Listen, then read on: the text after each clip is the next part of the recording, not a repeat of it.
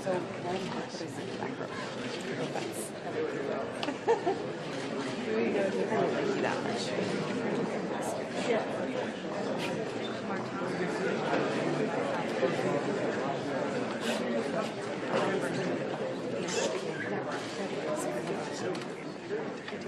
Yeah, I haven't seen anyone in the comments. Cool. And then I just wasn't. But I don't know.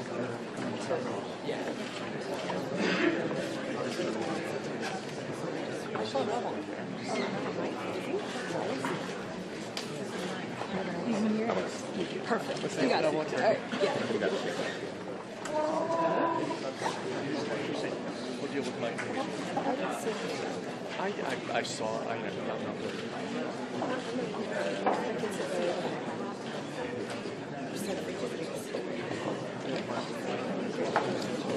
Hey, Martin Nolan. You're excellent. How do you put up? On the golf courses?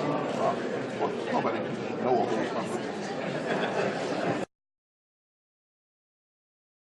Hey, with authority, they live. Yeah, I can hear you.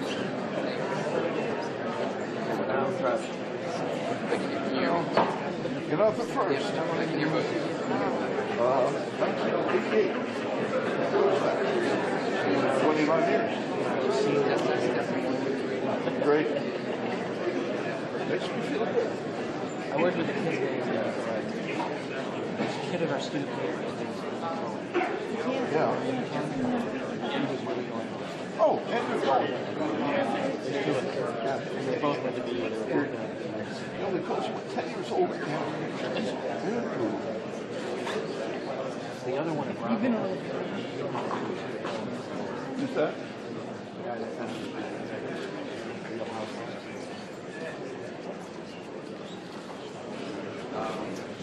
Neil Gorsuch. People think I'm making an announcement.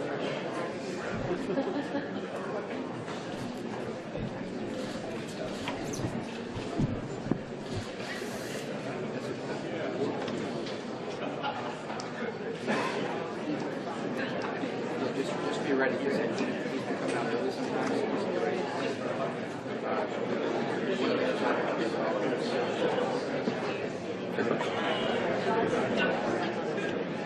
Hey, come to us right after the break. Can you hear me, Cindy? Come to us right after the break.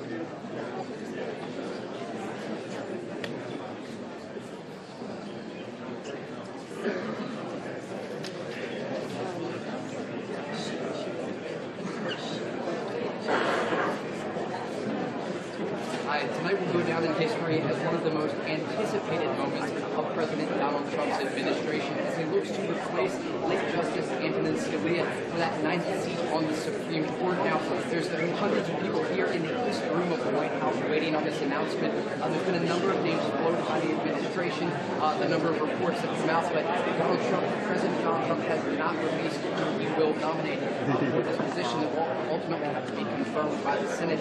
Two names, though, that are in the running for the top spots. Many are considering these two names finalists, Neil Gorsuch and Thomas Hardiman. Now, Gorsuch is a Harvard grad. His father would serve on the Reagan administration, and ultimately he has more than 12 years serving as a federal judge. Now, Hardiman was the first person who immediately to graduate, one of the blue-collar guys, but ultimately received the endorsement of President Donald Trump's sister, who serves as a federal judge in New Jersey. Now, something very important to note here is that the front runner out of these two candidates, Neil Gorsuch, Judge Neil Gorsuch, he is from Denver, Colorado, serves on the 10th Circuit in Denver, and he was never listed as 21 people picked out by the Trump administration, but then was actually the Trump campaign. So the late campaign was very good to Donald Trump. We're talking about who they would nominate for the Supreme Court. Ultimately, when Donald Trump won the election back in November, he had to narrow down. And moments from now, President Donald Trump, behind here in the White House, will come out with who he will be nominating for that 9th seat. Now, the importance of this 9th seat, it's crucial. Right now, the Supreme Court, we have 4 justices who are leaning to the left, 4 that are leaning to the right. And so, whoever he brings out with him tonight, moments from now in the East Room, we will know in the next pretty much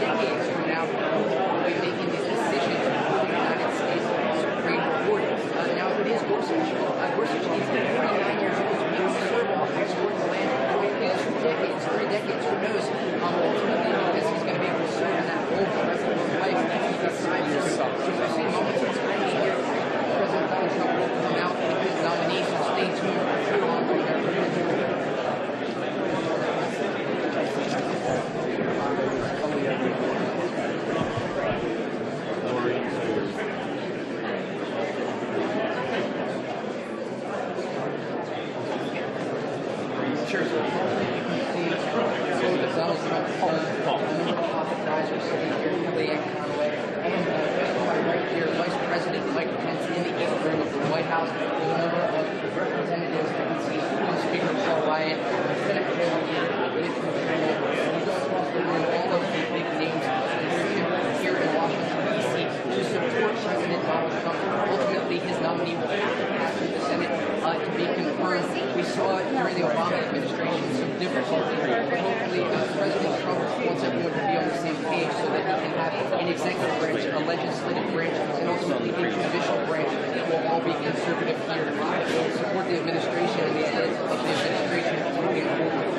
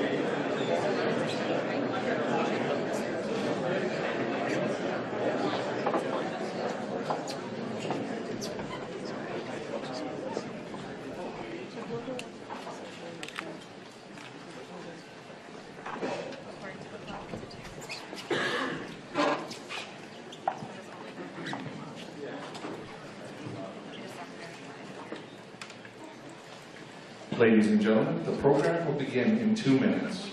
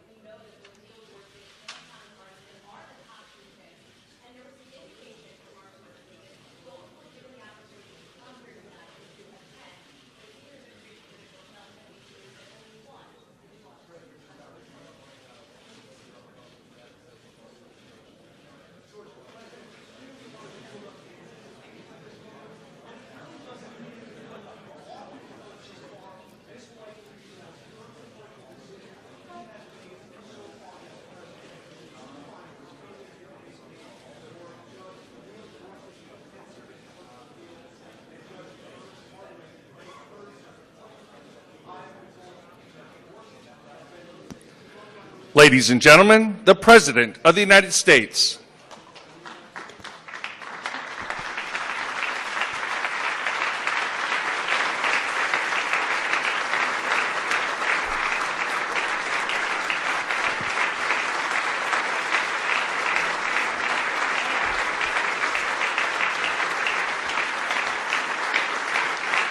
Thank you. Thank you very much.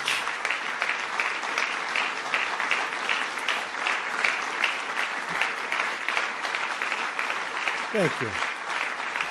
Thank you very much, ladies and gentlemen.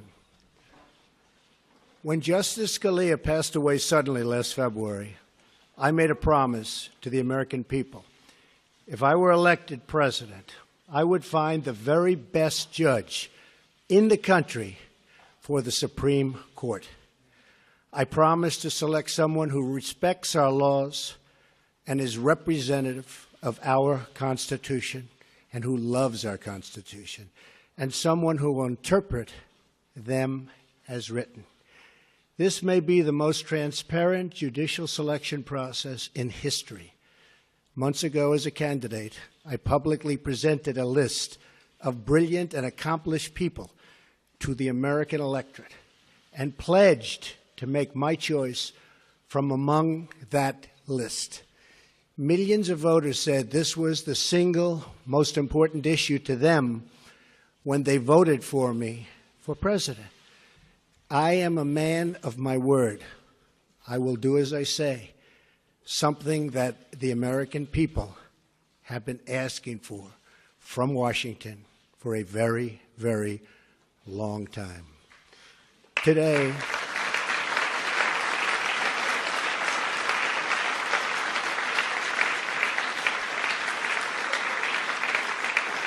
thank you. Today, I am keeping another promise to the American people by nominating Judge Neil Gorsuch of the United States Supreme Court to be of the United States Supreme Court.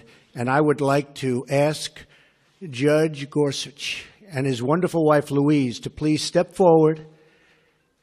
Please, Louise, Judge. Here they come. Here they come.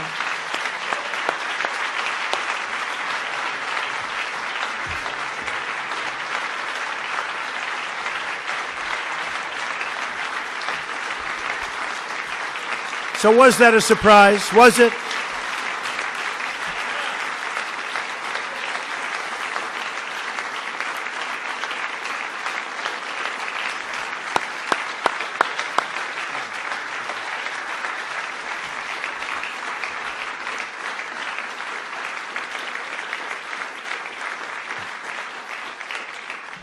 I have always felt that after the defense of our nation, the most important decision a president of the United States can make is the appointment of a Supreme Court justice. Depending on their age, a justice can be active for 50 years, and his or her decisions can last a century or more and can often be permanent. I took the task of this nomination very seriously. I have selected an individual whose qualities define, really, and I mean closely define, what we're looking for. Judge Gorsuch has outstanding legal skills, a brilliant mind, tremendous discipline, and has earned bipartisan support. When he was nominated to the 10th Circuit Court of Appeals, he was confirmed by the Senate unanimously. Also, that's unanimous. Can you believe that nowadays with what's going on?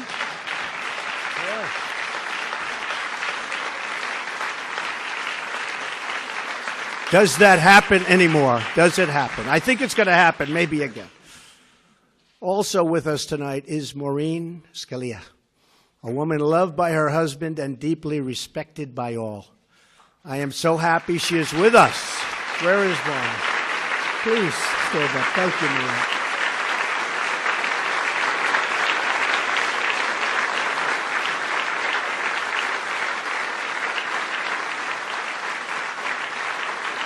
Thank you, Maureen. She is really the ultimate representative of the late, great Justice Antonin Scalia, whose image and genius was in my mind throughout the decision-making process. Not only are we looking at the writings of the nominee, and I studied them closely, but he is said to be among the finest and most brilliant, oftentimes, the writings of any judge for a long, long time. And his academic credentials, something very important to me, and that education has always been a priority, are as good as I have ever seen. He received his undergraduate degree from Columbia with honors.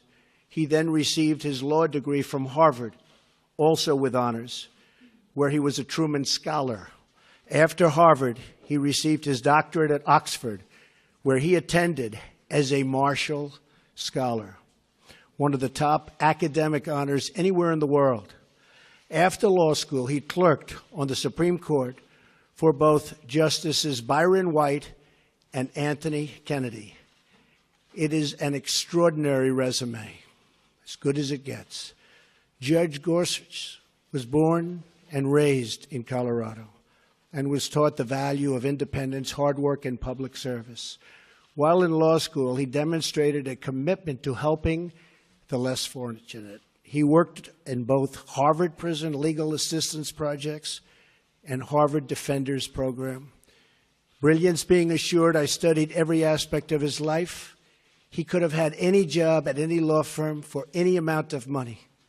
But what he wanted to do with his career was to be a judge, to write decisions, and to make an impact by upholding our laws and our Constitution. The qualifications of Judge Gorsuch are beyond dispute.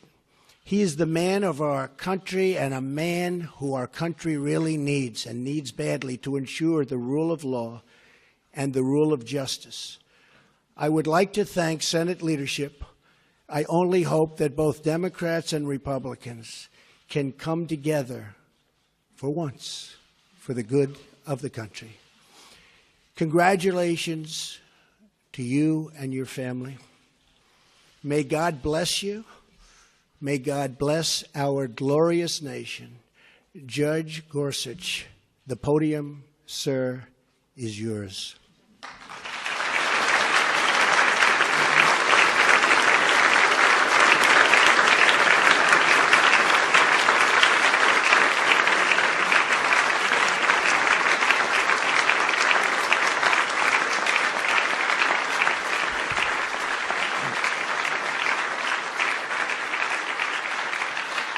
Thank you. Thank you. Mr. President, thank you very much. Mr. President, Mr. Vice President, you and your team have shown me great courtesy in this process, and you've entrusted me with a most solemn assignment. Standing here in a house of history and acutely aware of my own imperfections, I pledge that if I am confirmed, I will do all my powers permit to be a faithful servant of the Constitution and laws of this great country. For the last decade, I've worked as a federal judge in a court that spans 6 western states, serving about 20% of the continental United States and about 18 million people. The men and women I've worked with at every level in our circuit are an inspiration to me. I've watched them fearlessly tending to the rule of law, enforcing the promises of our Constitution, and living out daily their judicial oaths to administer justice equally to rich and poor alike, following the law as they find it and without respect to their personal political beliefs. I think of them tonight.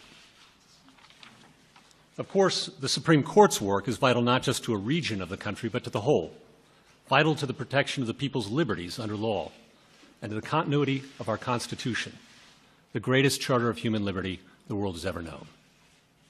The towering judges that have served in this particular seat of the Supreme Court, including Antonin Scalia and Robert Jackson, are much in my mind at this moment. Justice Scalia was a lion of the law. Agree or disagree with him, all of his colleagues on the bench cherished his wisdom and his humor. And like them, I miss him. I began my legal career working for Byron White, the last Coloradan to serve on the Supreme Court, and the only justice to lead the NFL in rushing. He was one of the smartest and most courageous men I've ever known. When Justice White retired, he gave me the chance to work for Justice Kennedy as well. Justice Kennedy was incredibly welcoming and gracious, and like Justice White, he taught me so much.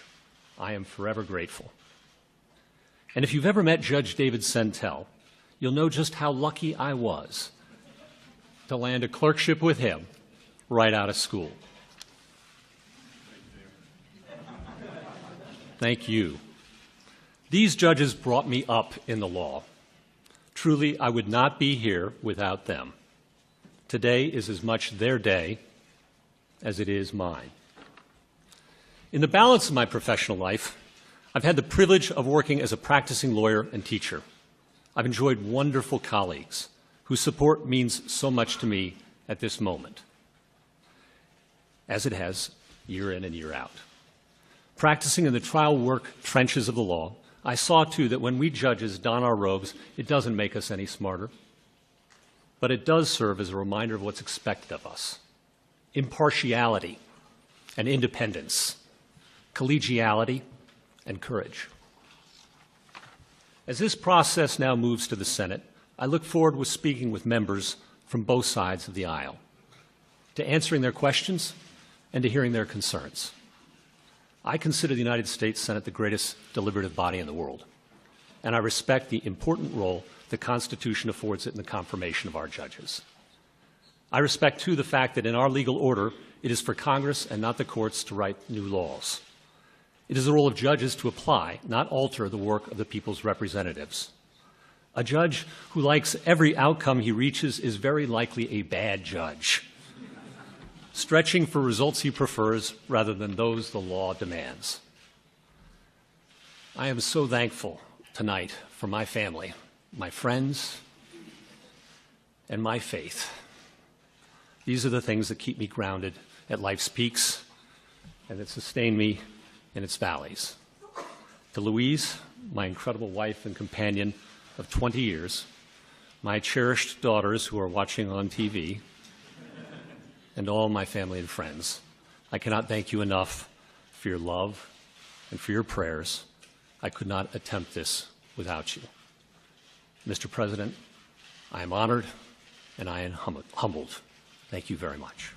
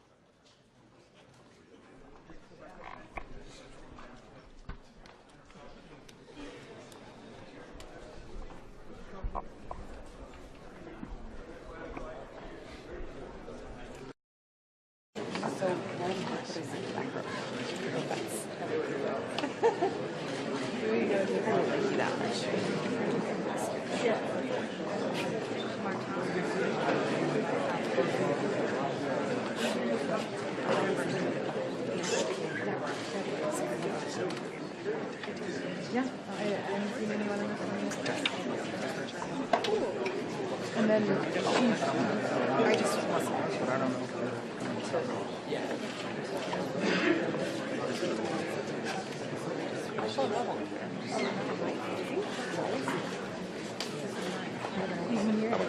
Perfect. You got it. All right. Yeah. What deal with Mike? I saw. I don't know.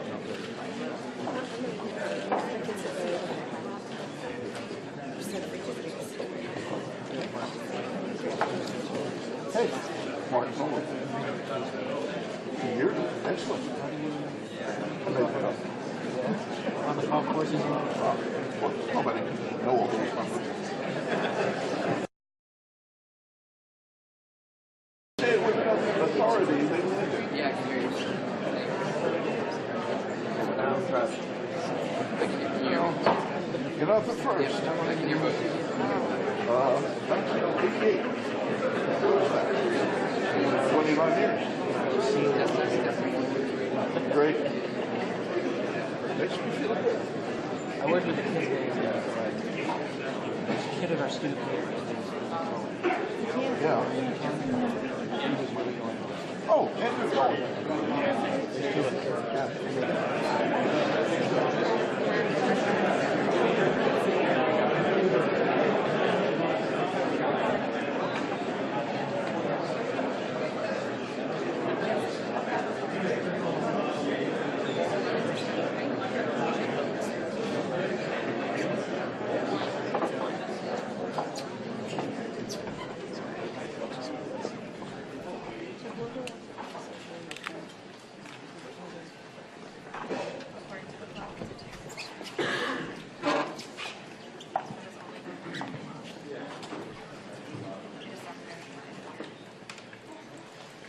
Ladies and gentlemen, the program will begin in 2 minutes.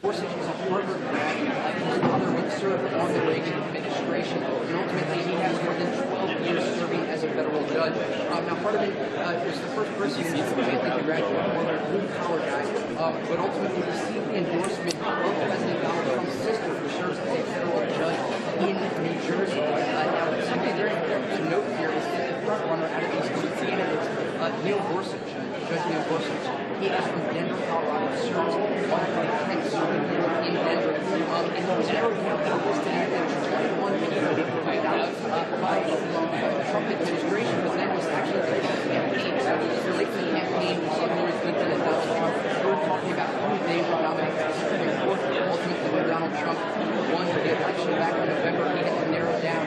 And moments from now, we're going to have President Donald Trump finally here in the White House come out with who he will be nominating for that 9th seat. Now, the importance of this 9th seat, it's crucial. Right now, the Supreme Court, we have 4 justices who are leaning to the left, 4 that are leaning to the right. And so, whoever he brings out with him tonight, moments from now in this room, we will know in the next pretty much decades from now who will be making these decisions for the United States Supreme Court. Now, it is Gorsuch. Gorsuch is 39 years old. He will serve on the highest court in the land for decades, 3 decades, who knows. Ultimately, because he's going to be able to serve in that role for the rest of his life if he decides to. So we'll see moments of time here. President Donald Trump will come out with his nomination. Stay tuned for too long.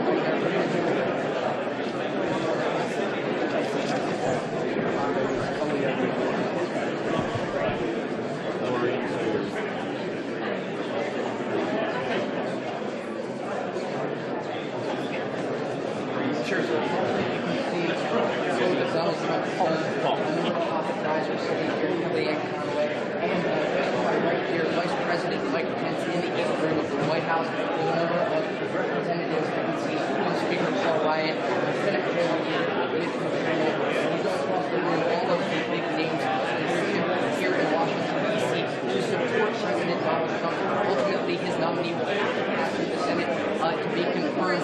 We saw during the Obama administration some difficulty, but hopefully President Trump wants everyone to be on the same page so that he can have an executive branch, a legislative branch, and ultimately a judicial branch that will all be conservative here and support the administration and the edits of the administration moving forward.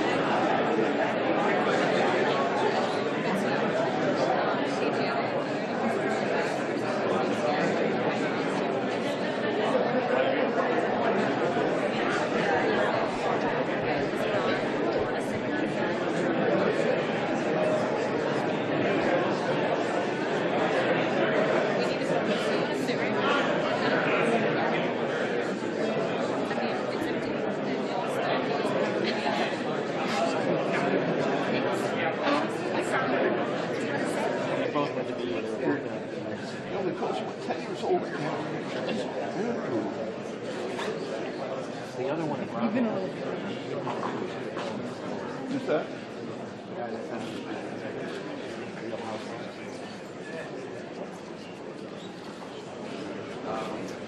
Neil Gorsuch. People think I'm making an announcement.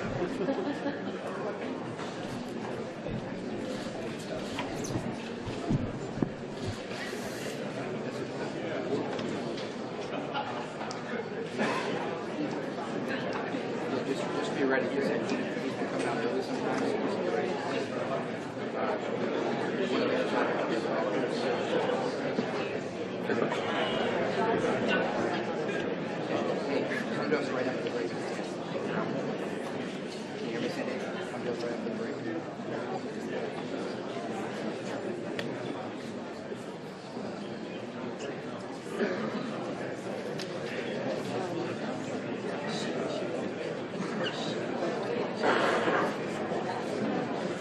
Hi, tonight will go down in history as one of the most anticipated moments of President Donald Trump's administration as he looks to replace late Justice Antonin Scalia for that 9th seat on the Supreme Court. Now, there's hundreds of people here in the East Room of the White House waiting on this announcement. There's been a number of names floated by the administration, a number of reports that come out, but President Donald Trump has not released who he will nominate for this position that will ultimately have to be confirmed by the Senate. Two names, though, that are in the running for the top spot. Many are considering these two names finalists, Neil Gorsuch and Thomas Hardiman.